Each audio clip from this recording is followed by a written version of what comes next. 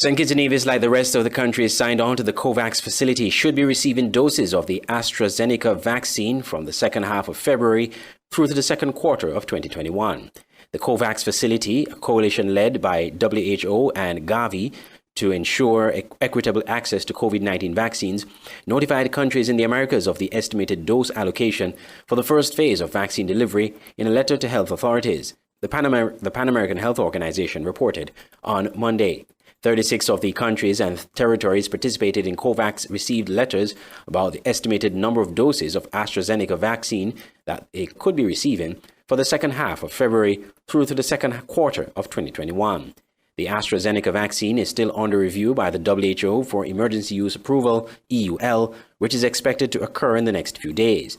The number of doses and delivery schedule is still subject to EUL and manufacturing production capacity, as well as establishing supply agreements between producers, PAHO, and UNICEF. According to the COVAX statement, it is estimated that around 35.3 million doses will be arriving in the Americas in this first stage. Countries in the Americas participating in COVAX that received letters are Antigua and Barbuda, Argentina, the Commonwealth of the Bahamas, Barbados, Belize, Bermuda, Bolivia, Brazil, British Virgin Islands, Canada, Chile, Colombia, Costa Rica, Dominica, the Dominican Republic, Ecuador, El Salvador, Grenada, Guatemala, Guyana, Haiti, Honduras, Jamaica, Mexico, Montserrat, Nicaragua, Panama, Paraguay, Peru, St. Kitts and Nevis, St. Lucia, St. Vincent and the Grenadines, Suriname, Trinidad and Tobago, Uruguay, and Venezuela.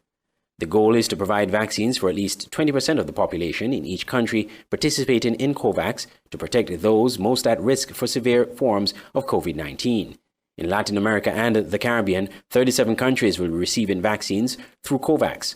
Of these, 27 will do so with their own financing, and 10 will do so at no cost due to their economic condition or population size.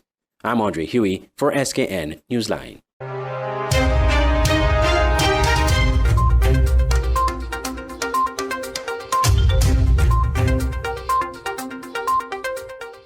One new case of the coronavirus has been confirmed in the Federation of St. Kitts and Nevis.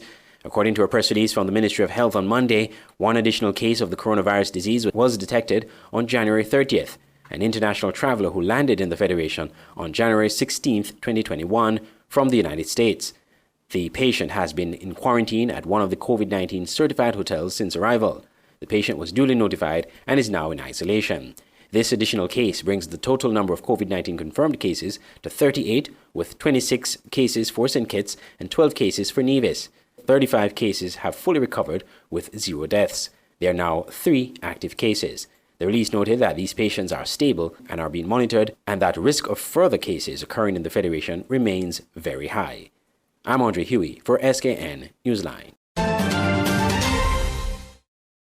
The jamming of frequencies assigned to ham radio operations on St. Kitts will impede the ability of radio operators to provide communications links to the outer world in times of national disasters, said Mr. Terry Adams, a well-known ham radio operator in the Federation. According to Mr. Adams, a recent request for assistance under such circumstances was recently made, but Adams indicated that ham operators on St. Kitts are unlikely to provide assistance if the jamming of ham frequencies by Skelex smart meter system continues. Just about 3 months ago, a friendly country of St. Kitts Nevis wrote a letter to Scanners, St. Kitts Nevis Amateur Radio Society, asking the ham radio society to assist them with communications in the event there should be a disaster, natural or man-made, so that they would be able to get in touch with their people here in St. Kitts Nevis.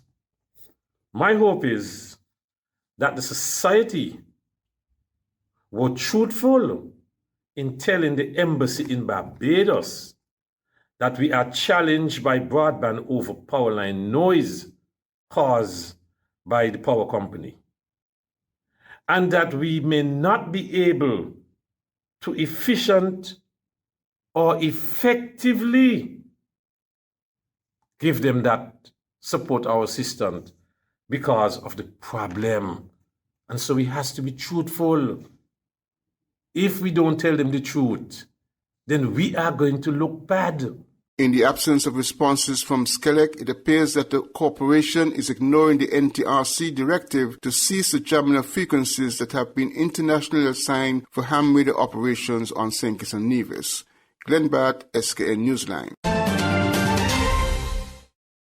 As the St. Christopher Nevis Social Security Board commemorates its 43rd anniversary on 1st February, time is right to ensure the long-term viability of the funds, said Government Minister Eugene Hamilton, who has responsibility for the board. Presenting the commemorative address, Minister Hamilton said the board, with its $1.6 billion reserve, has been outstanding in its mandate. Disclosing that Social Security had disbursed over $22.7 million in COVID-19 relief grants during 2020, he said the time is now right to undergo reform, a process that will begin in 2021. We are mindful that the time is now upon us to effect those changes that will support the fund's long-term viability.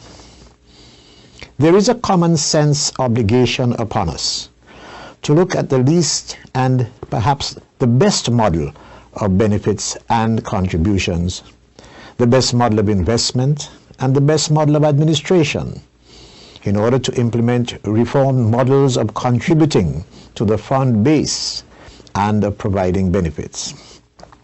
Needless to say, this will entail continuing consultation with all stakeholders, as we have been doing in the past, with the various sectors among our people, with experts in the field, and of course, with our hard-working practitioners.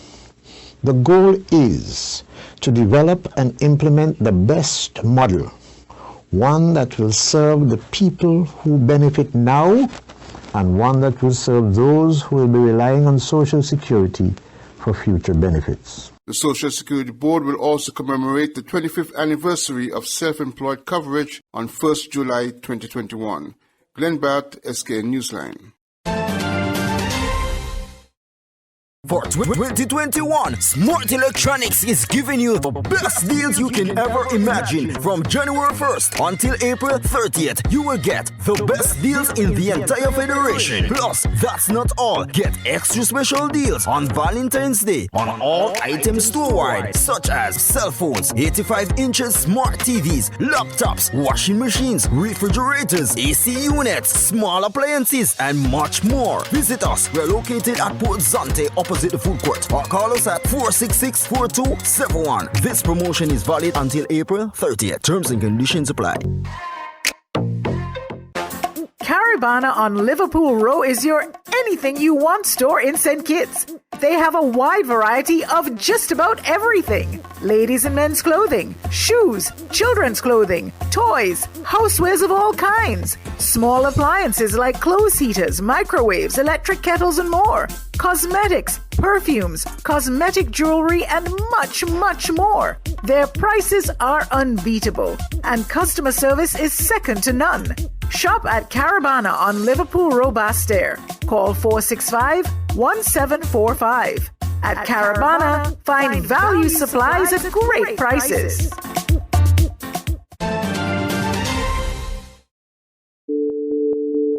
February is Black History Month. Each day on our newscast, Skn Newsline will be highlighting Black iconic Caribbean people who have made a valuable contribution to our societies. James Ronald Webster is a politician from Anguilla. Born March 6, 1926, he served as the Island Territory's Chief Minister from the 10th of February 1976 to the 1st of February 1977, and again in May 1980 to March 1984. Prior to serving as Chief Minister, Webster was designated Chairman of the Anguilla Island Council when the territory declared its independence from the St. Christopher and Nevis Anguilla government in 1967. Through the Anguilla Revolution, which he led, Anguillans forced the St. Kitts officials and police off the island due to alleged mistreatment of the public and government misuse of funds. In a referendum held on July 11th, the inhabitants of Anguilla voted overwhelmingly to secede from the associated state and to become a separate colony of Britain. Efforts to establish an interim agreement for governance on the island failed, as the representatives sent by Britain were expelled from the island. The British eventually sent 315 paratroopers and 2 frigates to restore order. One of these representatives, Tony Lee, was eventually installed as a commissioner for the local administration. An interim agreement was put in place in 1971, followed by a new constitution in 1976. In 1980, Anguilla was formally separated from St. Kitts and Nevis and became a British colony again. Webster was married to Cleopatra Webster, and his birthday, March 2nd, has been celebrated as a public holiday in Anguilla since his proclamation in 2010. Webster died on December 9, 2016, aged 90. He was given a state funeral. James Ronald Webster has been considered a stalwart of Anguilla and is revered as a hero.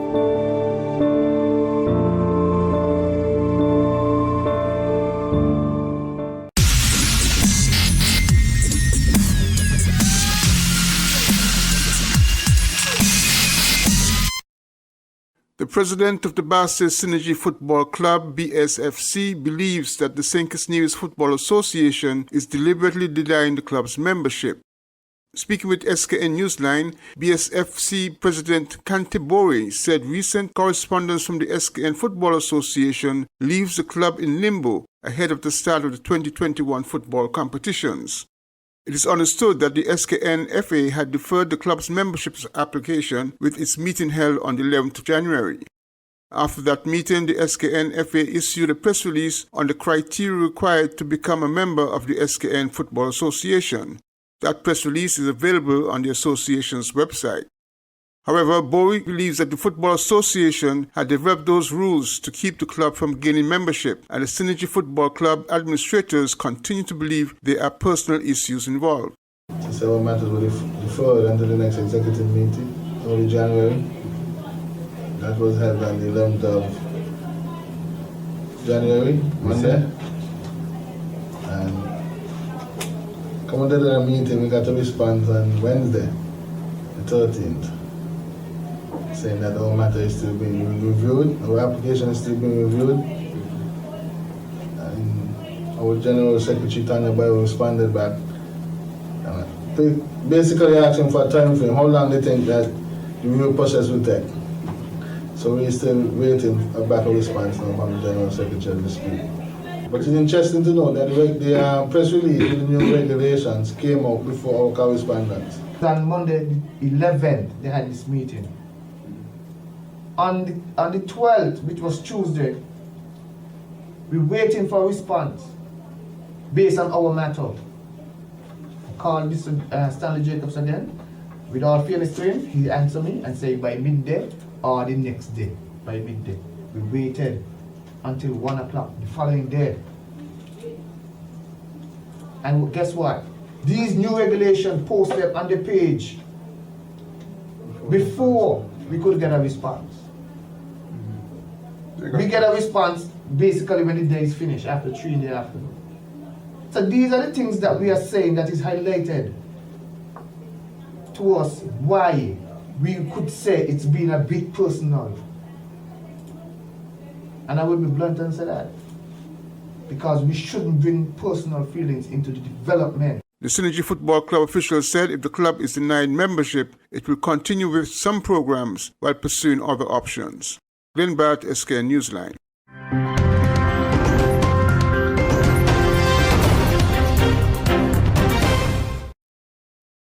The unwelcome sounds of gunshots joined in the music of the worship band in Agape Fellowship Church on Sunday afternoon while it was being streamed live.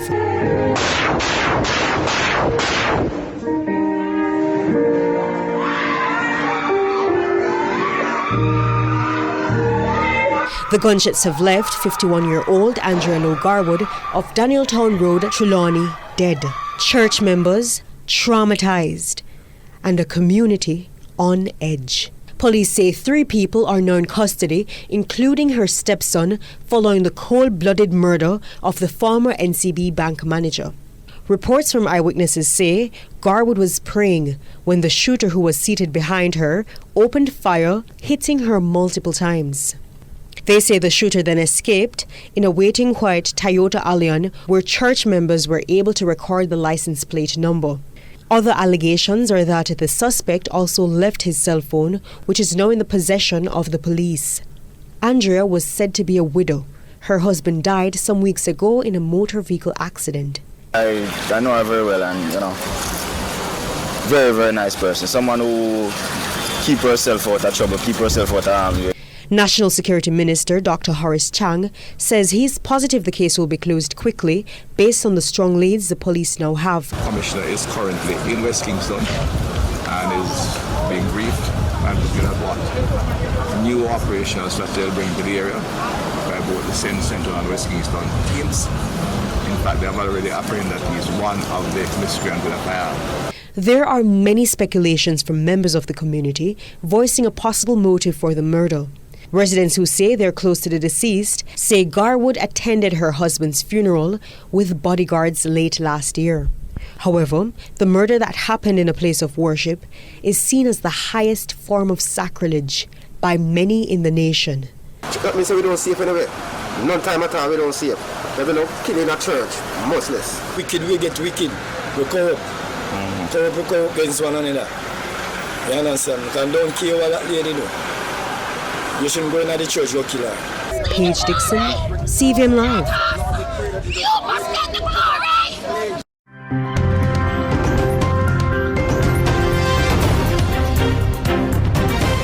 CARICOM yesterday called on Venezuela to desist from its acts of aggression against Guyana and for the immediate release of the detained crew members and their vessels. The regional body, which has its headquarters in Guyana, said it was concerned at the escalation of tensions between Guyana and Venezuela, which was caused by the recent detention of 2 Guyanese fishing crews and their vessels in Guyana's exclusive economic zone by a Venezuelan naval vessel on January 21st. According to the regional body, Venezuela should respect the sovereignty and territorial integrity of Guyana and desist from aggressive acts that will seriously undermine the peace and security not only of Guyana and Venezuela, but the entire Caribbean region.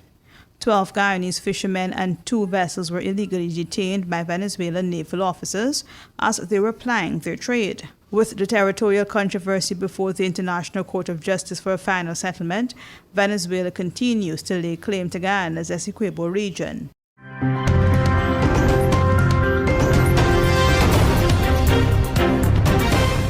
Myanmar was supposed to mark an exercise in democracy on Monday, but instead, the military rounded up the nation's democratically elected leadership, including Aung San Suu Kyi.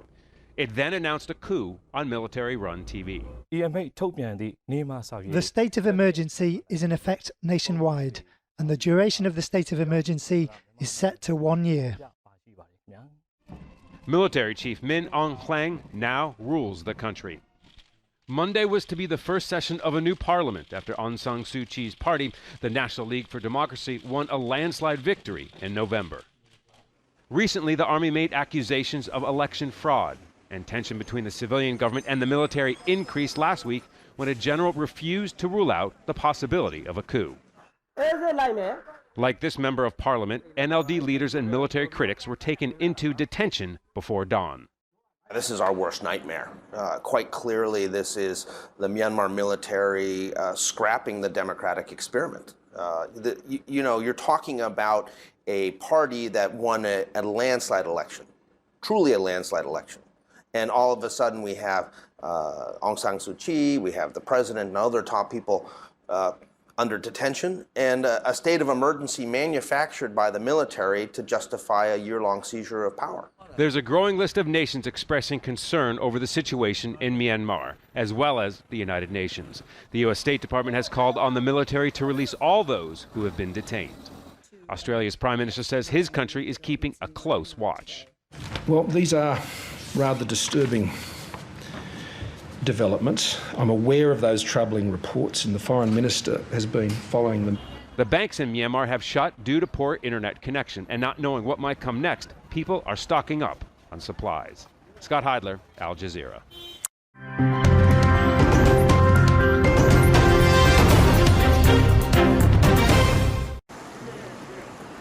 Already under pressure from COVID-19, Argentina's hospitals are now having to adapt again.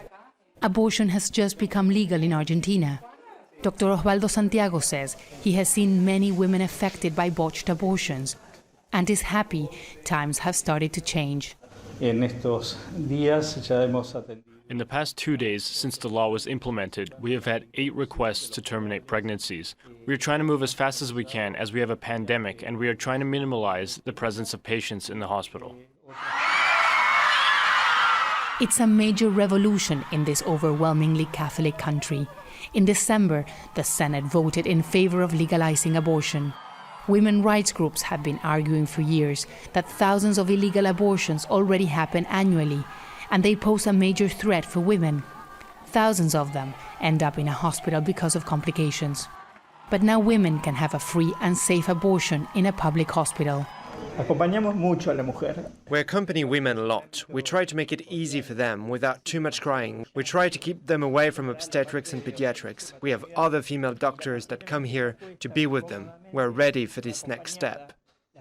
Doctors here say many of the women who come already have children and cannot afford to have another one.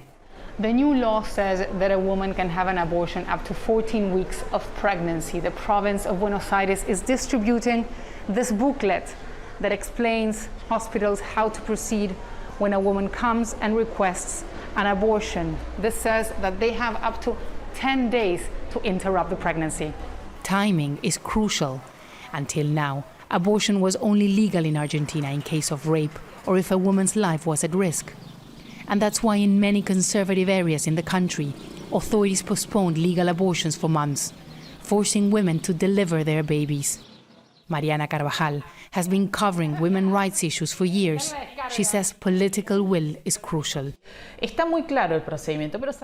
implementation is very clear, and I think the conservative and fundamentalist sectors not want to see the implementation across the country. They will try to do what they can to stop it. That's where it is important, the political will, the political commitment to guarantee the law is implemented and it is not just on paper. Prior to the passage of the new law, President Alberto Fernandez said broad legalization of abortion was a matter of public health that needed to be addressed. And that's why hospitals in the country now see themselves as essential to help the government in the next step towards securing abortion rights nationwide. Teresa Bo, Al Jazeera, Buenos Aires. Stay abreast with news on St. Martin with SMN News. Visit www.smn-news.com for up-to-date news, scoops, opinions, and hard-hitting facts. SMN News, we tell it like it is. Visit our website www.smn-news.com. It's the new and improved Skn Newsline Android mobile app. With the Skn Newsline app, you can watch your news reports, the Skn Newsline Newscast, sports, special features, and so much more. You can also send us a WhatsApp or call us directly. Go in the Google Play Store, search Skn Newsline, and download the app today. The Skn Newsline mobile app. News on the go. For the finest in pastries and baked products, your only choice has to be Bryden's Bakery, located on Main Street, New Road, St. Peters. They offer the best in breads, cakes, cheesecakes, cupcakes, cookies, and much more. Visit their cafe and savor breakfast sandwiches, coffee, espresso, and ice cream. Bryden's Bakery also specializes in a variety of healthy breads, cakes, cookies, pies, and pastries for all your special events. Call 667-1505. Opening hours 6 a.m. to 6 p.m. Monday to Saturday and 1 p.m. to 6 p.m. on Sundays for Ice Cream Sundays. Bryden's Bakery, simply the best. Banners, commercial signs, decal printing, canvas prints, license plates, posters. We at Multigraphics are dedicated to providing quality products and service to our customers. Our team takes pride in the craftsmanship and is passionate about its work. Every job, large or small, is important. Most of our customers come to us through referrals. That's because our number one priority is service. We serve a wide variety of customers, such as restaurants, retail stores, manufacturers, trucking companies, and many more. Our capabilities include design, production, and installation. How can we help? We are located at Bird Rock at the Woods Right compound. Call us at 869-763-1511 or 784-491-7599. Multigraphics.